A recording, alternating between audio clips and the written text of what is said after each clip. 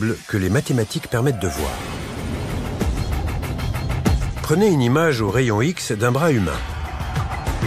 Elle met en avant une suite arithmétique que l'on retrouve partout dans la nature. Un os du haut du bras est relié à 2 os de l'avant-bras.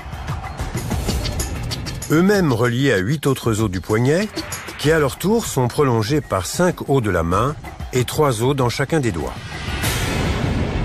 Ces chiffres, 1, 2, 3, 5 et 8, font partie d'une suite mathématique bien connue. La suite de Fibonacci. Il s'agit d'une suite dans laquelle chaque valeur est la somme des 2 précédentes. Reportez ces nombres sur un graphique. La courbe formée est une spirale. Le mouvement hélicoïdal correspond à celui d'une pomme de pin. Cette forme se retrouve dans la coquille d'ammonite. Ce n'est pas anodin. Parallèlement au rythme septénaire, un grand nombre de relations harmonieuses et de rythmes biologiques accompagnent le corps de l'homme dans son évolution. Nous vivons au rythme des cycles naturels, tels que les saisons, le jour et la nuit. Ces cycles influent sur les mécanismes de notre corps, de notre pensée et de nos émotions. En vérité, dans la création des cieux et de la terre, et dans l'alternance de la nuit et du jour, il y a certes des signes pour les doués d'intelligence. Les rythmes et les espèces de la nature se caractérisent également par des nombres et des schèmes mathématiques plus ou moins complexes. Par exemple, les pétales de la plupart des fleurs sont au nombre de 3, 5, 8, 13, 21, 34 ou 55.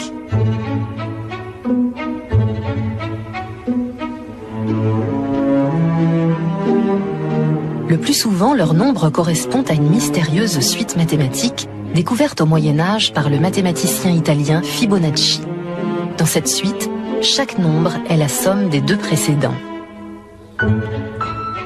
En lien avec le nombre d'or, la suite de Fibonacci permet également de décrire les phénomènes de croissance chez l'homme et les animaux. Allah sait ce que porte chaque femelle et de combien la période de gestation dans la matrice est écourtée ou prolongée. Et toute chose a auprès de lui sa mesure.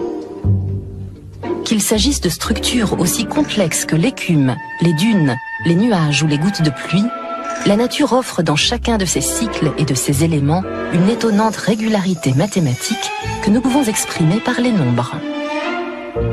À l'inverse, l'homme découvre parfois des phénomènes naturels correspondant à des formules mathématiques déjà existantes. Comment se peut-il que les mathématiques se conforment aussi bien aux choses du réel ? Se demandait Albert Einstein. Ceux qui s'intéressent au nombre sont tous taraudés par la même question. Comment se fait-il que les formules mathématiques, les nombres, soient à ce point en adéquation avec le monde ? Je n'ai pas de réponse à cette question. Des proportions. Eh bien, aujourd'hui, on retrouve, la Mecque se retrouve sur la Terre aujourd'hui. Lorsque vous avez 1 et 1 618, eh bien, cette ligne, elle passe à travers la Mecque, à travers la Kaaba, au mètre près. Et la distance entre la Kaaba et le pôle Nord fait 1, et entre la Kaaba et le pôle Sud fait 1,618. Ça veut dire qu'Abraham, il a abandonné sa femme, enfin sa servante Hajar, avec son fils Ismaël. Elle a dit pourquoi ici? Dieu m'a dit ici.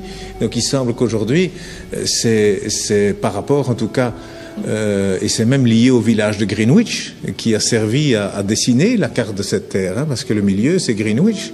L'archange Gabriel est descendu du ciel pour transmettre un message écrit à Abraham. Et ce message était enfermé dans une pierre. Et cette pierre est désormais dans la Kaaba. On dit que c'est une pierre du paradis. De voir tous les musulmans prier en direction de la Mecque et de cette pierre noire.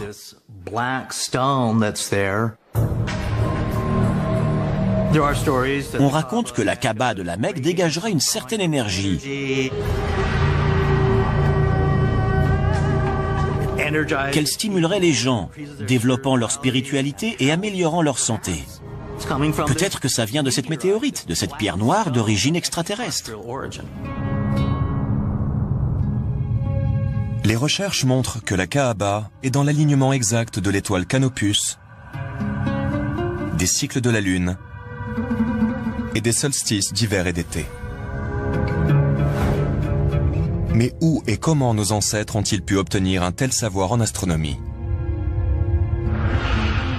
De la même manière que les planètes tournent autour du Soleil, les marches en cercle autour de la Kaaba sont une référence symbolique aux alignements des astres de l'époque. L'alignement planétaire de la Kaaba pourrait-il suggérer que les musulmans de l'Antiquité avaient un savoir secret? Leur vénération pour la pierre noire ne serait-elle pas une commémoration d'une ancienne rencontre avec des extraterrestres?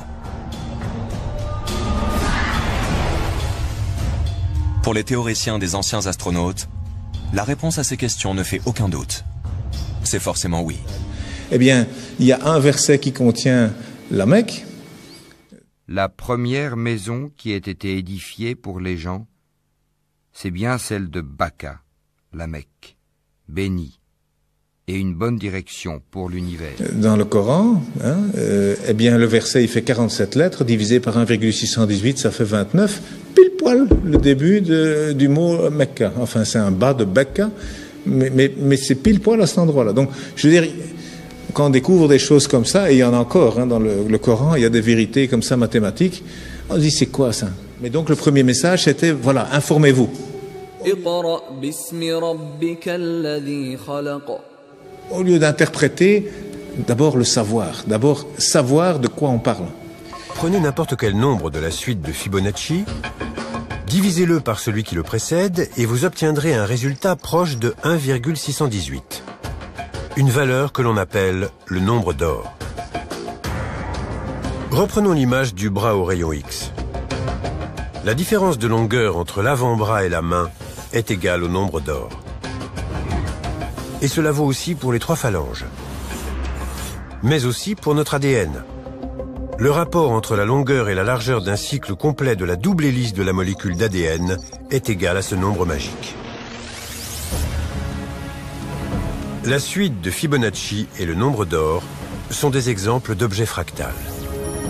La structure des nervures d'une feuille est identique à celle des branches d'un arbre. On a donc bien une même forme répétée à l'infini à une échelle toujours plus petite. Une fractale, c'est l'autosimilarité. Un motif autosimilaire est un motif qui peut être reproduit et constaté à de multiples échelles d'observation. La nature repose sur la géométrie fractale parce qu'elle lui permet de créer des structures gigantesques avec une efficacité redoutable.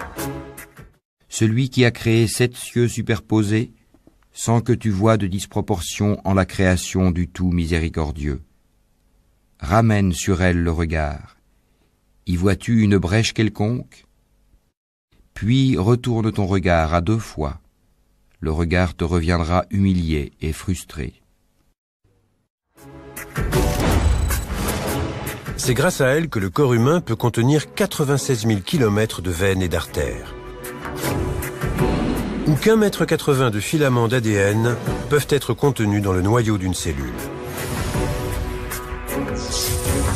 Si on mettait bout à bout la totalité de l'ADN d'un être humain, on obtiendrait une longueur de 6 400 000 km, soit une distance supérieure à celle qui nous sépare de Pluton. Nous leur montrerons nos signes dans l'univers et en eux-mêmes, jusqu'à ce qu'il leur devienne évident que c'est cela le Coran, la vérité. Ne suffit-il pas que ton Seigneur soit témoin de toutes choses? Bismillahir-Rahmanir-Rahim. سنريهم آياتنا في الآفاق وفي أنفسهم حتى